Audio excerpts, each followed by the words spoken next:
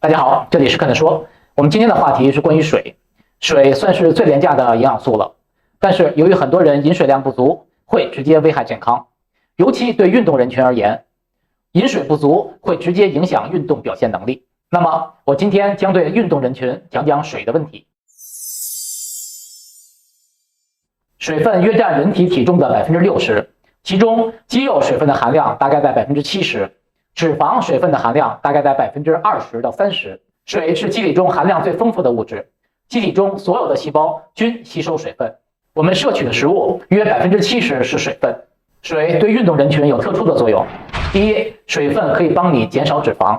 当人体摄取水分以后，水分进入血液，将血液中葡萄糖的浓度降低，也就是血糖降低。这样被输送到肝脏的葡萄糖减少了，肝脏合成脂肪的几率就降低了。同时，水分具有降低食欲的作用。例如，你在餐前半小时饮用了500毫升的水，你的胃不知道这是不含有热量的物质，只会感觉到被充满了，从而控制了你的食物摄取量，减少了热量的摄取。再加上当水分摄取充足时，消化系统的运行更加顺畅，从而让身体更容易调动食物带来的热量，不至于让能量储存下来。通过以上2点可以知道，只要你的水分摄取充足，你就会变得更瘦。当然要补充一句，我刚才说的是餐前30分钟饮水，并不是让你喝完水马上进餐，因为距离餐时太近饮水会影响消化。第二，水可以直接影响你的运动表现，例如速度、耐力、力量等等。人体是恒温的，当体温不能正常调节时，也就是体温高于正常标准状态下，体内运送能量的系统工作效率就会降低。同时，当缺乏水分时，体内负责运送能量的体液也会因为缺乏水分而降低效率。研究表明，每下降1%的体重，也就是丢失了1%体重的水分时，运动的速度和力量会下降2%。水分还可以润滑关节，缺乏水分的关节抗磨能力还会下降。了解了水分的重要性，我们来谈谈每天应该喝多少水。对于水分的饮用量有很多推荐，每天喝8杯水，这是最常见的一种说法。这个说法缺乏严谨性，这8杯到底是用多大的杯子？例如你体重是100公斤，你女朋友体重是50公斤，都喝8杯水吗？我个人比较推荐每公斤体重喝40毫升水的这个标准，而且要注意这些水分尽量平均安排在一天中，不要特别集中在几个小时内喝完。当然也不建议在睡觉前和睡觉中补充，除非你要吃营养补剂或者感觉口渴。训练者该如何安排饮水呢？首先，训练前要分2次补充水分。训练前4小时，按照每公斤体重5至7毫升补充1次。训练前2个小时，按照每公斤体重3至5毫升再补充1次。训练中采取少量多次的方法，每隔5分钟补充20毫升水。训练后将丢失的体重用饮水的方式补充回来，也就是训练前你称一下体重，训练后再称一下体重，轻了多少就说明丢失了多少水分，这可不是你减去了多少脂肪。将这些丢失的体重在训练后2个小时之内用补水的方式补充回来。那么结合上面所讲的，一个训练的人每天的饮水量应该是每公斤体重40毫升的水，再加上训练后丢失体重所需要补充的水，这才是一个训练者一天应该补充水的数量。该喝什么水呢？白开水、纯净水、矿泉水，这些都是不错的选择。但是不要把软饮料作为你的饮水来源，例如碳酸饮料、果汁饮料、乳品饮料等等。果汁饮料可不是果汁，乳品饮料可不是牛奶。但是如果选择的是鲜榨果汁，我认为是很好的。这些商业软饮料基本上都会加入糖分，让口味更好。